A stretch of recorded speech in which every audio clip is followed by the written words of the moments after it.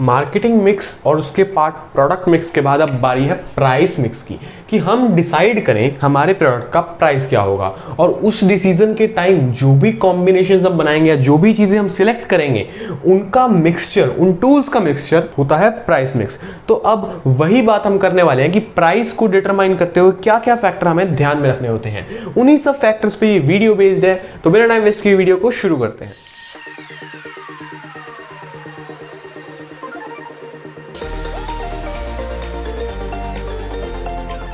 सबसे पहला पॉइंट आता है प्रोडक्ट की कॉस्ट, कि भाई प्रोडक्ट है कितने का, यानी कि आप जितने का बेचोगे उससे पहले आपको कितने का पड़ा। फॉर एग्जांपल मैं कोई कंपोनेंट बना रहा हूं जिसका नाम है ए, और ए बनता है B plus C plus D से।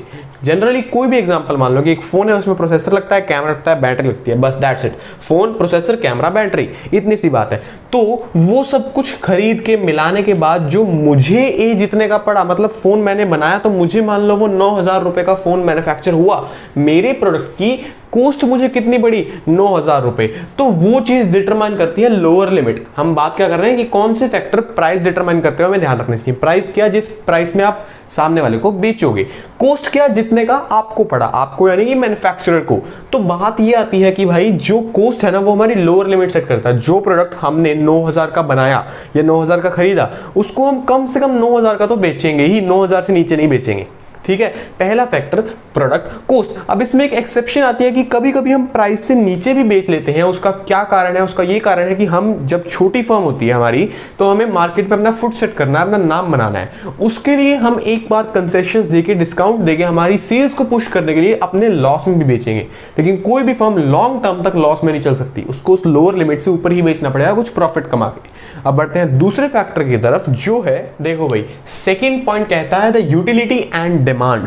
जैसे कि मैंने आपको बताया कि प्रोडक्ट की कॉस्ट उसकी लोअर लिमिट सेट करती है ना, तो वैसे ही अपर लिमिट कौन सेट करेगा? यूटिलिटी। एक प्रोडक्ट की यूटिलिटी क्या है?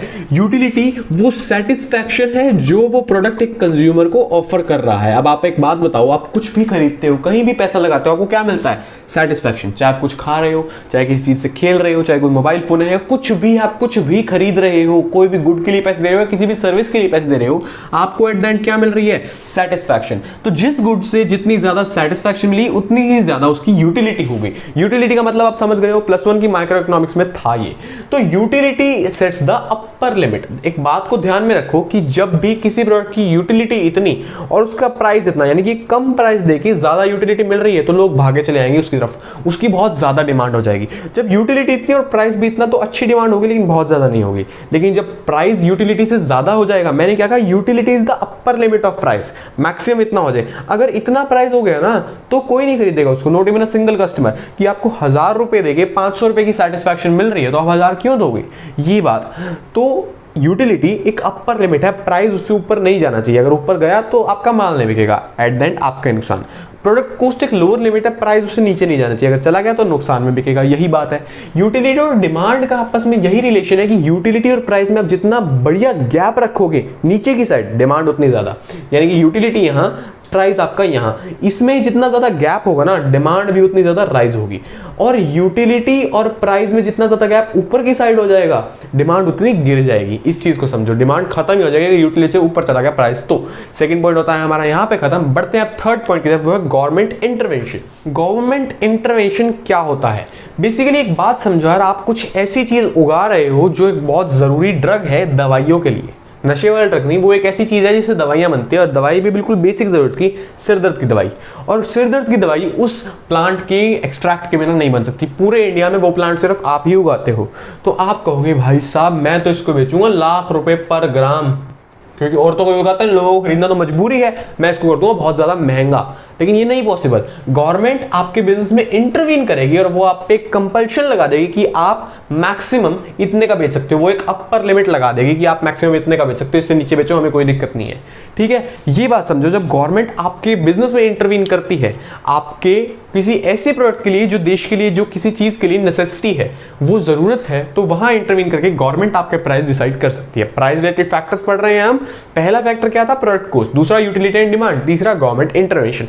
चौथा फैक्टर है marketing methods used. Marketing methods used, देखो हमारा चैप्टर क्या है, मार्केटिंग। हम पढ़ के रहे हैं मार्केटिंग, किसी भी प्रोडक्ट की मार्केटिंग पे खर्चा होता है। आपने जितना ज्यादा लैविश, जितना ज्यादा लग्जरी मेथड यूज किया ना, आपने खर्चा किया मार्केटिंग पे, तो भाई वो खर्चा आपको कहां से पूरा करना है, अपने प्रोडक्ट से। तो मार्केटिंग मेथड जितने हाई एंड होंगे, प्रोडक्ट की कॉस्ट भी उतनी हाई चली जाएगी। जब मार्केटिंग मेथड सस्ते वाले यूज करोगे तो प्रोडक्ट की कॉस्ट भी सस्ती चली जाएगी। इसका बेस्ट एग्जांपल पता क्या है, ओप्पो वीवो। आप अपने शहर में कहीं भी निकल जाओ, 90% प्रोबेबिलिटी है कि आपको हर 2 किलोमीटर के अंदर बड़े बड़े ओप्पो वीवो के बोर्ड मिल जाएंगे। इतने बोर्ड इतने बड़े इंडिया में ओप्पो वीवो ने मार्केटिंग पे बहुत ज्यादा खर्चा कर दिया।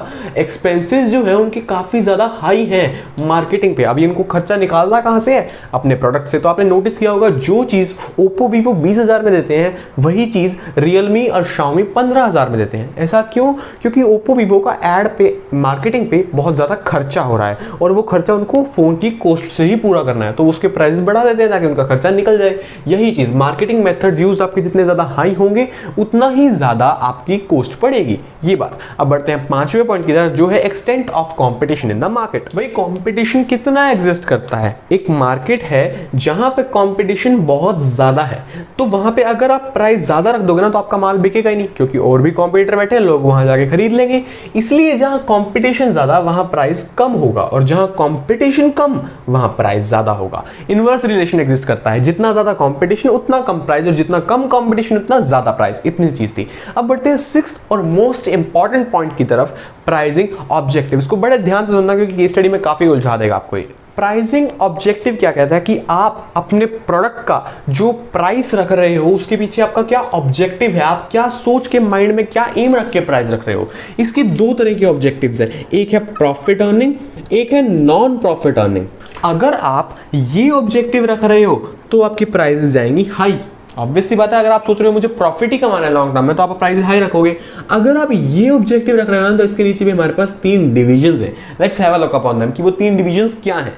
देखो, अगर आपका एम प्रॉफिट मैक्सिमाइजेशन नहीं है, कि आप प्रॉफिट मैक्सिमाइज करने ही नहीं सोच रहे, आप कुछ और एम लेके चल रहे हो, तो आपके 3 पॉसिबल एम जो आपके सिलेबस में डिस्क्राइब्ड है वो ये हैं।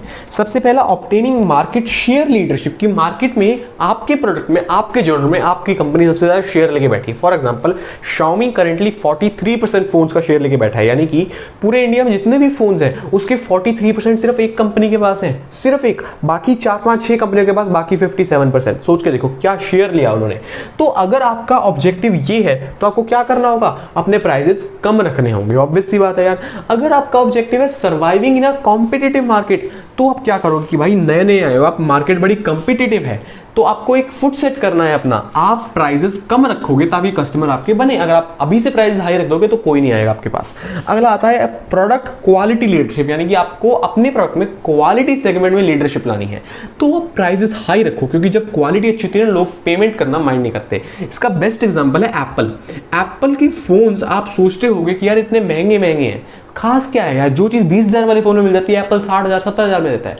एप्पल की सिक्योरिटी दी बेस्ट, एप्पल की ऑप्टिमाइजेशन दी बेस्ट, वो चीज जो आपको क्वालिटी ऑफर करता है ना एप्पल, वो और कोई कंपनी ऑफर नहीं करती। और इसी चीज के एप्पल आपसे पैसे मांगता है और आप देने को तैयार होते हो। तो मार्केट में जब प्रोडक्ट की क्वालिटी लीडरशिप की बात आती है तब आप प्राइसेस हाई रखो। जब कॉम्पिटिटिव मार्केट में सर्वाइव करना है तो लो रखो। जब मार्केट शेयर की लीडरशिप लेनी है तो हाई रखो। और जब प्रॉफिट मैक्सिमाइजेशन है तब तो वैसे ही हाई रखो। यानी profit maximisation high, profit maximisation अगर नहीं है तो 3 possible cases, high high low. इतनी सी बात है, बुक में से पढ़ोगे और क्लियर हो जाएगा। तो बस यार इसी के प्राइस मिक्स और उसके फैक्टर्स होते हैं खत्म। आपसे अगली वीडियो में बात करेंगे जहां मैं आपको बताऊंगा प्लेस मिक्स के बारे में पूरी डिटेल में। उससे पहले अगर अब तक आपने चैनल को सब्सक्राइब नहीं किया है तो मत करो, कोई धक्का नहीं है, लेकिन लाइक शेयर करना, सब्सक्राइब करना जब अच्छा लगे। बुरा लगे तो कमेंट करो और बताओ बुरा क्यों लगा। कोई भी क्वेरी है, कोई भी सजेशन है, कोई भी अनबाइस्ड कमेंट है, रिव्यू है, डाल दो, दिल से खोल के डाल दो, जो आपके मन में आ रहा है डाल दो। Thank you so much.